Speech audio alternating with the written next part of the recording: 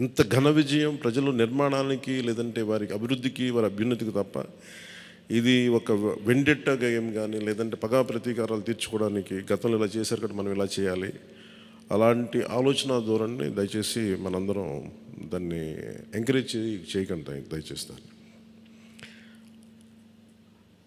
అలాగే చాలా చాలా క్షేత్రస్థాయిలో ప్రతి ఒక్కరూ అందుబాటులో ఉన్నాం నాతో సహా. ఈరోజున జాతీయ స్థాయిలో మరి మనం సాధించిన మనం సాధించిన విజయాలు కూడా చెప్పుకోవాలి. చాలామంది పొలిటికల్ పార్టీ ప్రారంభించారు, మూసేశారు భారతదేశం మొత్తం మీద. ఈవెన్ ఫ్రమ్ పంజాబ్ నుంచి ఎవరు వచ్చి మాట్లాడుతున్నారు, వాళ్ళ అకాలీదళ ఫ్యాక్షన్ ఒకటి.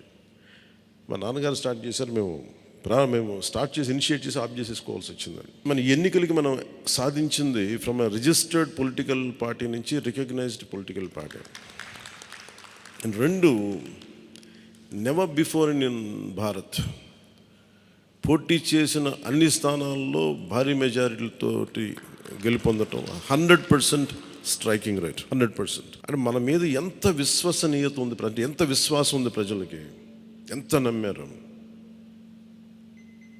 ఇది వాళ్ళు చేసి చూపించారు. 2019లో ఎలక్షన్లు అయిపోయిన వెంటనే మేము తప్పు చేసాం, మేము నీకు నిలబడతాం అని చెప్పి అది ఈ రోజున మనకి మద్దతుగా నిలిచిన ప్రజలందరికీ కూడా ఇంకొక మారు చాలా చాలా ప్రత్యేకమైన ధన్యవాదాలు. అలాగే 2 పార్లమెంట్లు పెట్టాం. అంటే దాదాపు మీరు చూస్తే 2 పార్లమెంట్లు మనం ఇవి తీసుకుని దాదాపు ఒక 45 స్థానాల్లో మనం ప్రభావితం ఉన్నట్టు మనం ఖచ్చితంగా డైరెక్ట్గా.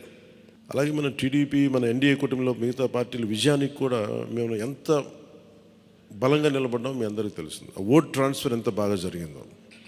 ఫస్ట్ టైం చాలా అవేకెండ్ ఓటింగ్ జరిగింది, చాలా రెస్పాన్సిబుల్ ఓటింగ్ జరిగింది.